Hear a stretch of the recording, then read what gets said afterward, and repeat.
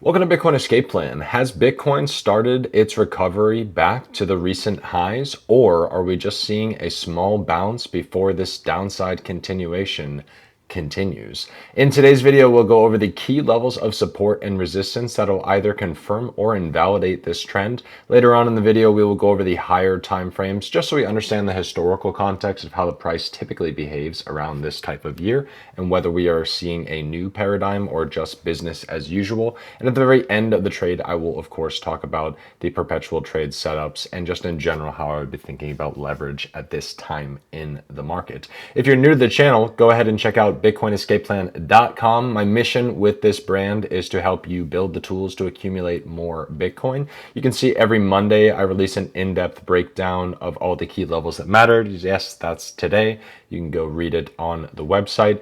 And if you are totally new to the channel, go ahead and check out the book, throw in your email, and you can read it for free. I break down pretty much everything that's important besides the price in that book for Bitcoin. Go ahead, check it out, bitcoinescapeplan.com. And of course, subscribe here on YouTube where I release videos every Sunday, Monday, Wednesday, and Friday, bitcoinescapeplan.com. Oh my God, let's get into it. Okay, so first things first, we have had the 4-hour SMA dropping for a significant period of time. It is now consolidating a bit, and it's getting pretty close to that 76.4K Fibonacci pivot. What do we know is important in that region? Anyone who follows the channel already knows. 76.3K. I never shut up about 76.3K. It's super important. We're going to go over that a little bit later on in the video. So in the short term, we showed a little bit of strength off of 76.6 after an initial breakdown over the weekend, down as low as 74.2K.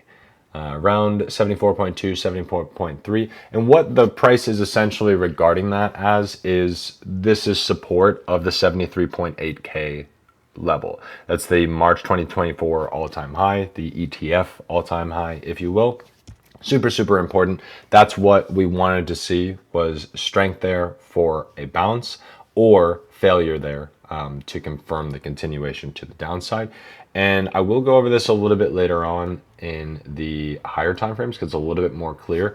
But what it looks like to me is that that is a lower low than over here at the end of April, which is important to note. And even these higher highs, or rather these are lower highs as well than these initial spikes towards 80K. We're currently showing resistance at around 78K. We've had a little bit of trouble getting above that. We did slightly get above it here. This is over last Wednesday. We slightly got above it to 71.8K, but then as you see, we failed it immediately. And then we've had a couple rises towards 78 that we were initially showing some weakness towards. We did pump back not quite above it here. It looks like we got rejected off of 77.8. And then our current 4-hour candle that we just opened, it's a little bit too early to tell whether we're going to have enough momentum for a push towards 78, or again, whether that's going to start to form as resistance and push us back towards 76.4 and the 4-hour SMA. Now again, the 4-hour SMA is starting to consolidate.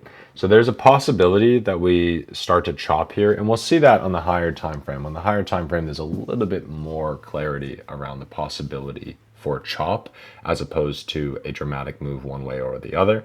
And then of course, anyone who is already familiar with the channel, you already know what these guys are. These are the middle bands of the anchored VWAPs. I'm not going to spend a lot of time on that today, but that is where we would be pulled towards if we show strength at 78K. If you don't know what I'm talking about, go ahead and check courses over here and I explain it in more depth. But functionally speaking, these are magnets. The price will be pulled towards that or repelled away from it depending on the charge at the time. So locally speaking, it's really just a matter of if this 4-hour SMA can start to curve back above that 76.4K Fibonacci pivot, it's going to start to allow for some support to form around the 76.3K like key higher time frame level, which is what we need to see if there's any hope again for us to kind of chop around here rather than just continue to the downside. Now, historically speaking, what we would expect is a drop to the downside. There are a couple things that we need to take note with that. First and foremost being, we are still in the region of the anchored volume profile where there's just not enough living, breathing human beings with strong opinions on the buy or sell button. That's the way I like to think about that. Between about 72K and about 86K, there's just less conviction than people up here who bought all throughout 2025. These are people who either don't know that much about Bitcoin or relate to the game, or were just filling up their IBIT positions. Over here, this is primarily the ETF buyers in general in 2024. That's the March 2024 all-time high that I was referring to over there. This, I believe, has changed many, many things in the market, including how high we were able to go last year. Very important. And then, of course, we did start to fill that out as we drop down 59.9K in February. There is a decent amount of volume that has stepped in during this time period, more volume actually to the downside, unfortunately, than during this initial rise, which again, to me, indicates that we're probably gonna see some more downside, even if it is a little bit more chop on the way there. And then we really need to see, and what we need to pay attention to over the course of this week, because this could flip-flop for the whole week. I talked about this in Friday's video, I believe, how this is now an inverted hammer. It had flipped into a shooting star. It's now back to an inverted hammer. Technically speaking, that could still be bullish. However, at the end of already having 2 months that were bullish, it's hard for me to just give that a bullish pass right away. I think it's more likely that June will end up opening to the downside, even if it is able to continue up. However, again, this middle band of the anchored VWAP is essentially the same across timeframes. It's a little bit lower on the higher time frame now at 82.7K, but again, functionally speaking, we just want to refer to that as about 83K, and it's failed it across all timeframes. You know, obviously, price is the price, no matter what time frame you're looking at, but it is important that that will be regarded as a failure, even if the monthly close is still there. Now, it's important to remember the context of we're waiting to see a retest of this uptrend from the 59.9K lows. We have already broken back above the downtrend. I probably need to redraw this one, to be honest. But the 59.9K one is still in play until we retest it. We probably won't retest it until, looks like below 73.8K. So it would be predicated upon a failure at 73.8K that we would actually see a retest of that trend line. But I do think that we need to see that, regardless of whether we're going to continue up or start to push down. We will need to see a retest both at the 76.3K Fibonacci pivot right there that I talked about, which is worth noting. That is where we closed the month of April. So any close above 76.3K will technically be bullish for the month of May. Any close below 76.3K will technically fulfill a bearish candle for May. Now, it is very important to note, we don't have any historical precedent for 3 green candles in a row during a bear market year. This is not a bear market year. Now, granted, it's right after the bear market year, but it's not a bear market year. Over here, same thing. We do not have any examples of 3 green candles until we get out of the bear market year. So there is a possibility that we're just seeing a new paradigm. We're breaking out of it earlier, but typically speaking, we don't start to see that momentum until we're on the other side of the breakdown on the monthly and the weekly time frame. Now, we did break down earlier than we typically would in 2014. We didn't break down until September of 2014, whereas for us, we broke down in October of last year. So very, very important to know that there is a possibility that we've just pulled the cycle dramatically to the left. It's also quite possible that we're seeing one of these guys. This is 2018, 2019. This is the shortest period of time that we broke down below the monthly SMA before recovering it pretty spectacularly. It is important to note right around here was when we first initially got news of the ETFs that did result to the downside. And this is pretty common during this time of the cycle. In 2014, it was the IRS was deliberating about how to classify Bitcoin. They decided to classify it as property, which is inherently a bullish signal. However, price still regarded to the downside. The 2018 example, obviously, that was when the ETF hype first came around and we did not get it. That did push it to the downside. So that was a failure of that news event in that particular instance.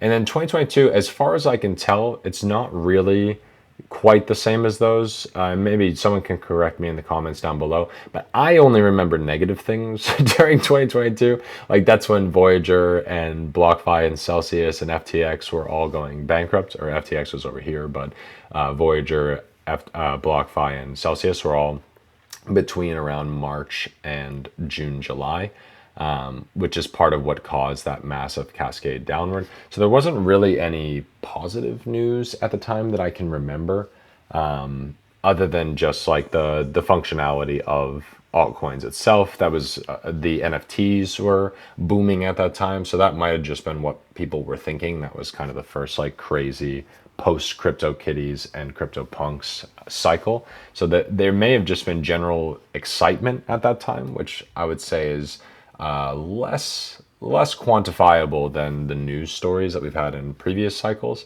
And then for us now, this would be the crypto market structure bill is what we would be anticipating for the price to continue to rise into. And then when we actually get that bill fully ratified in July, we would probably expect the price to sell off after that confirmation, as opposed to continuing up and to the right. Because again, the only instance that we have from that is 2018, 2019, and it is still worth noting that that is in the pre-halving year that we actually see that uptrend, not in the bear market itself. So again, this event of us hitting the monthly SMA happened way earlier than it typically did. So there is a possibility that we are merely seeing that expressed now. We are on month number 6 below the monthly SMA, which technically means we could have as little as one more month before retesting it. I'm inclined to think that if we're going to get that retest, it's actually going to be in July, not in June. However, totally possible if for whatever reason we just get strength into June. It's more likely to me that we're going to get either consolidation or a pullback in June.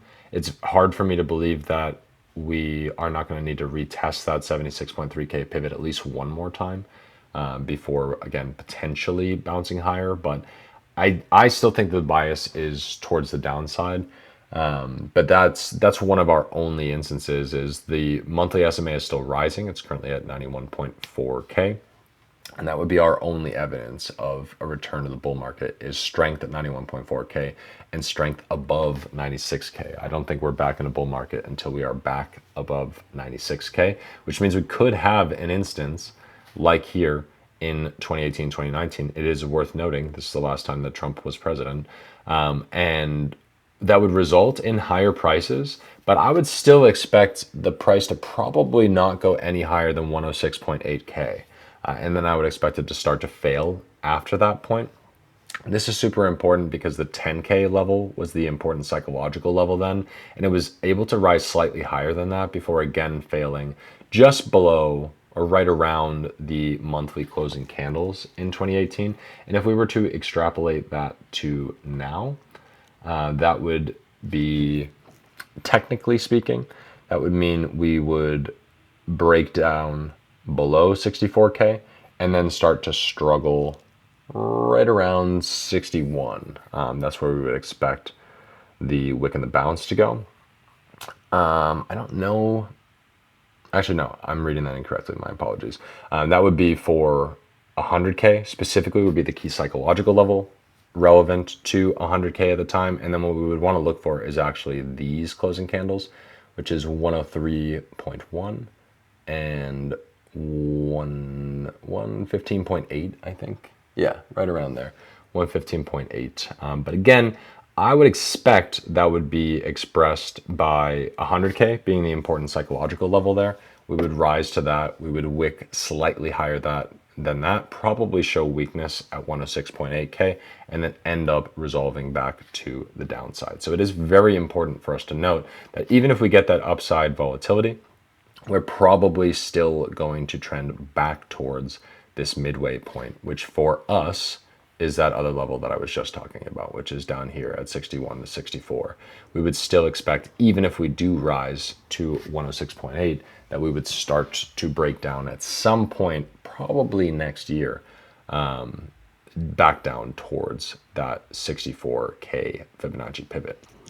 Now, again, that would be predicated upon showing no weakness at all in June, let alone in August and September, which I'm not totally sold on yet. We will see. Obviously, people are pretty generally stoked about the stock market and real estate at the moment. So to me, that doesn't really indicate a sincere enough reason to rotate into Bitcoin. Gold is showing some weakness, so that may be part of what's rotating over into Bitcoin. However, I just don't think it's the part of the cycle where we get massive liquidity for Bitcoin yet. I really am of the opinion that that is not until probably Q4 of this year at the earliest. That's when the stablecoin bills will be fully done. JP Morgan Chase and everybody else will be pumping those stablecoins to their customers, and the US government will be probably finalizing their strategic Bitcoin reserve strategy and possibly buying in by that time. To me, it does not make sense that the largest financial players on the planet, it doesn't make sense to me that they would be wanting to make their buys at 100K instead of wanting it to be lower so that they can manipulate the price more. I could be wrong about that. They could want it to go higher because, again, if we have, this is the difference between socialism and an oligarchy. And we are currently in an oligarchy system, which means it's less predictable, it's more volatile, and it doesn't go as low. Whereas the socialist one, it is slightly more predictable, I guess. And in that instance, it did go dramatically lower. So, I mean, that's the main difference between Democrats and Republicans, just broadly speaking. Somebody in the CIA taught me that in a little reel on Facebook, so don't quote me. But that's essentially what we're waiting to see is, do we continue to get a rise towards monthly SMA, or are we just about to fail downward? And that's a little bit more clear on the weekly time frame, which we can have confirmed here. We are on week number 6 now, being above the weekly SMA after breaking above it. Now let's see what are our other instances for an event similar to this. Over here, this is our most recent one in March, April of 2022. We had a break above the weekly SMA that resulted in a failure at the 47.6K Fibonacci pivot, which is about half of the 96K pivot. Very important. And that resulted to the downside, a cascade of failures, though again, we have to remember that a lot of businesses were going under at that time, which we've seen a little bit of, mostly layoffs this time though, not really business collapses this time around. But that was about 2 weeks above the weekly SMA. Same thing here in July of 2018. We have about 2 weeks above the weekly SMA. So we're already kind of in an instance where there's no historical precedent for how the price is behaving other than this guy over here. This is the only time actually that looks similar to what we are going through now, which is elevated time above the weekly SMA for a period of 12 weeks. But you will notice, which direction does the price still go? It still goes down. So for me, this would be similar to us getting a rise to 83K and failing it initially, and then attempting again to get 80K and then failing it again. That's what I am anticipating we are going to see now. And this again is our only instance of a bear market rise above the weekly SMA that is sustained for a significant period of time. Every other instance, we break below it and we do not go back above it for a long period of time. And even in this instance, again, this is when the IRS decided that Bitcoin is legally property in the United States. Very, very important, very, very bullish. And what happens? The price still sold off. So to me, functionally speaking, that's what I think is going to happen is the crypto market structure bill is going to get finalized in July. We'll get our last little lower high in July, probably between the 76.3K pivot to the 80K Fibonacci pivot, or older Fibonacci pivot. Let's just call it 80K psychological level. So that's kind of what I'm anticipating here is a little bit of chop, and then I would imagine it still breaks to the downside because we don't have any precedent where it breaks above the weekly SMA and then heads back down to it and then stays above it. The only important note being in 2014 when it stayed above for 12 weeks, it didn't retest it. It stayed above for 12 weeks and then hit it and then dropped. So this would be a new paradigm if we see a retest here. It's regarded as strong because, again, the week closed not just above the weekly SMA, but also above the 76.3K Fibonacci pivot. Super, super important. So that's a double support, essentially, that just got confirmed. I'm not convinced that we don't get another retest at the very least to 76.3K, potentially lower. But that's how the price is going to regard that. It's going to regard that as double support.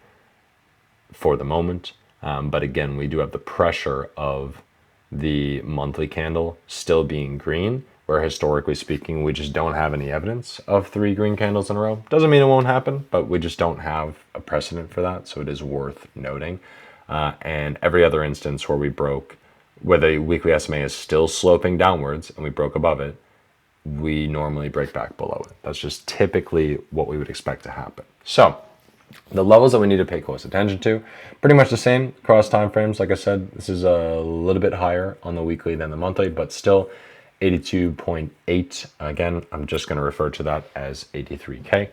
If we cannot show strength at 78 and 80 respectively, we're not going to touch 83K, so it doesn't matter.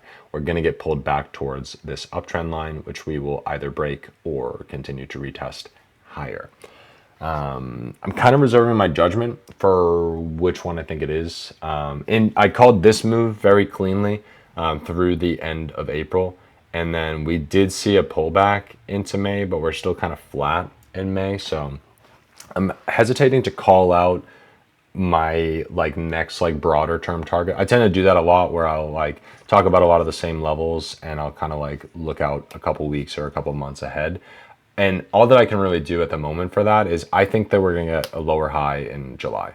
That's the only thing that I think is somewhat certain, is I would expect us to have a pullback in June, even if again it's just a dance staying above the weekly SMA and slightly above the 76.3K Fibonacci pivot. But once we have an interaction with that uptrend line again, we're gonna need confirmation one way or the other. We're either gonna bounce it and continue higher, or we are gonna start to break down below it. And the more times we interact with the weekly SMA, the more likely we are to break down lower. Super, super important. The only other thing I would note here is the Bollinger Bands for the weekly SMA. We don't have any historical precedent for breaking the weekly Bollinger Bands at this time, or at least to the upside. We don't have any precedent for that. So that would mean, functionally speaking, that 88.8 is resistance. That it would be unlikely that we would be able to clear that level, meaning again, the bull market is not on the table because we can't get above 96 if we can't get above 88.8.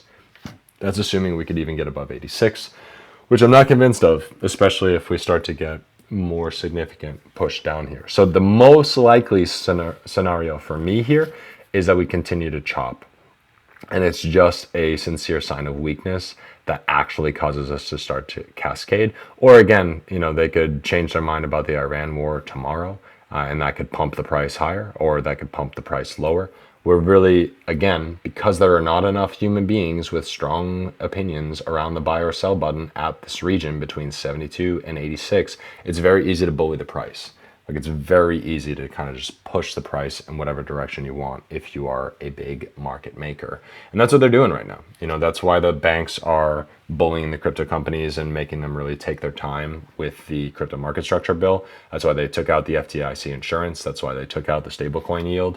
It is a war of attrition, like a war of 1,000 cuts. They're really not trying to do what's best for crypto customers. They're trying to do what's best for the banks. So me personally, that's what I'm expecting, is that this was as high as we're going to go for now, and that we'll see consolidation that will inevitably result in failure. But what is going to confirm that for me as invalidated is we show 78K as support this week, we show 80K as support this week, and we have enough momentum to have a retest of 83K. I would say in June. I would not necessarily expect that in the end of May, though it is kind of looking like it, to be honest. It's starting to show a little bit of strength. Let's jump into the perpetual trades now. The most recent clean entry was a long on this Saturday. So again, like I said earlier in the video, we're really just waiting to see if 78K is support or resistance. We were initially showing some weakness around 77.3K. We were struggling with that for a while. And now it's really right around 78 that we're going to need to see confirmation of, because this range has been pretty pivotal. We've spent a decent amount of time there across the end of April to get to our highs at the start of May. So the price is really going to want to know if that's support or resistance.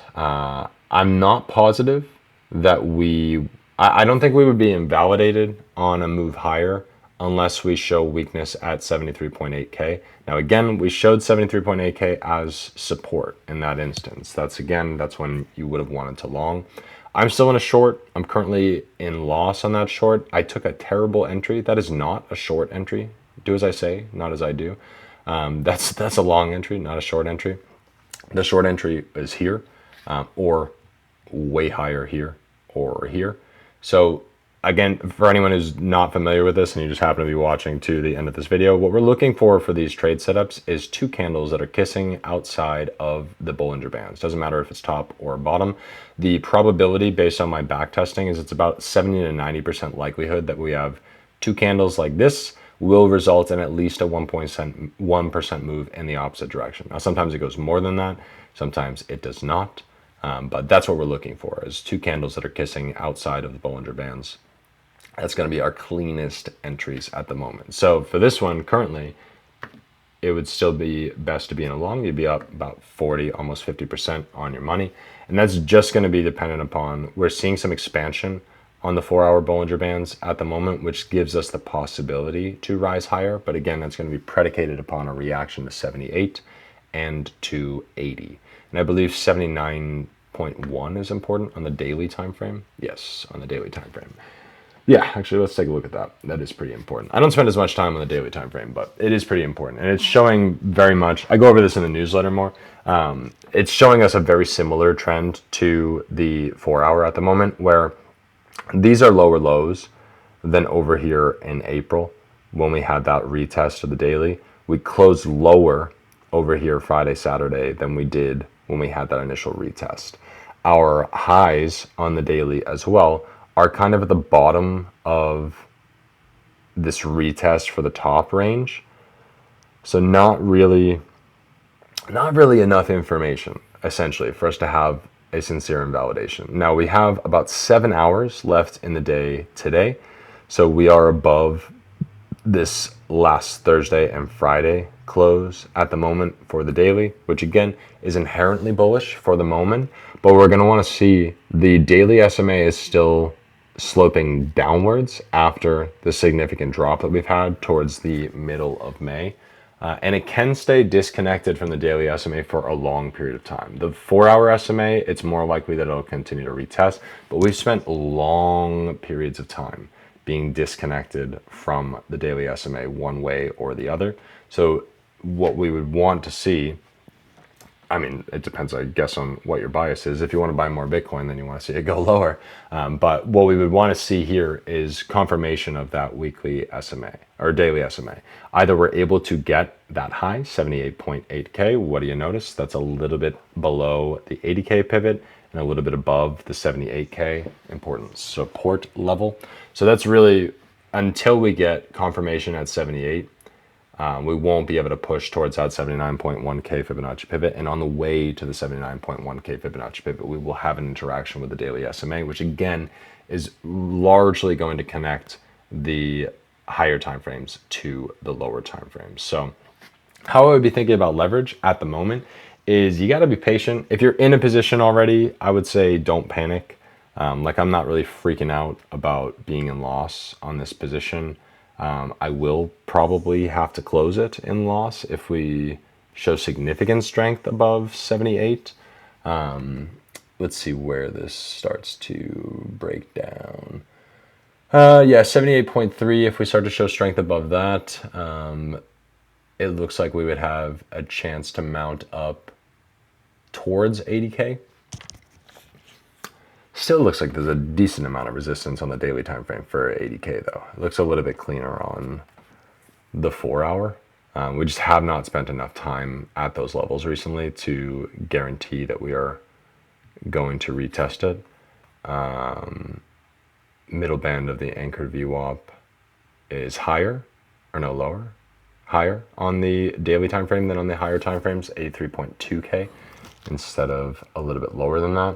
But it's pretty much the same story, that we're going to get pulled in that direction and we either break it or we don't. And it'll be more violent this time if we don't break it.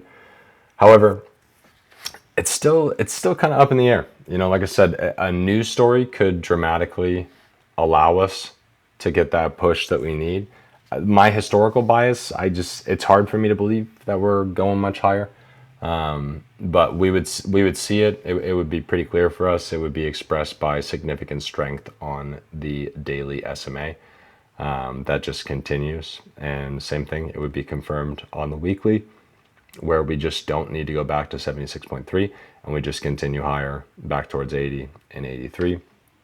So that's pretty much what you have to look for. I mean, I know I keep repeating this and I say this a bunch in the newsletter as well. The levels at the moment are pretty boring. You know, it's 74K because of the 73.8K all-time high in March of 2024. So 74K is the important support level. 76K because 76.3K is the important Fibonacci pivot on all of the higher time frames. 78K because that's functional support between 80K and the 76.3K Fibonacci pivot, and then 80K itself and 83K itself. Those are going to be our most important levels, with the only other one being 82.5K. We showed weakness there initially. So if we were able to get that high and show strength there, that's going to be what allows us to push through that 83K level. If you have any questions, please leave them down below. And also go check out the book. Go check out the book on the website. It's free. Just put in your email. Let me know if you guys have any questions about it or if it brings up any ideas for you. Would love to have some feedback on it. I've only had a couple friends read it, so pretty cool that it's finally out. I wrote it at this point like a long time ago. I finished it sometime last year and I just have been putting it off. I don't really have a good excuse for why I put it off, but I did. So go check that out. And I will be back on Wednesday with an update on this pattern. But yeah, locally speaking, I would just pay close attention to 78K and 80K initially, because those are going to be your clearest signals of whether we have continuation or whether we are going to get invalidated and continue our journey downward. Thank you so much. I'll see you guys on Wednesday. Go read the newsletter. Have a great day.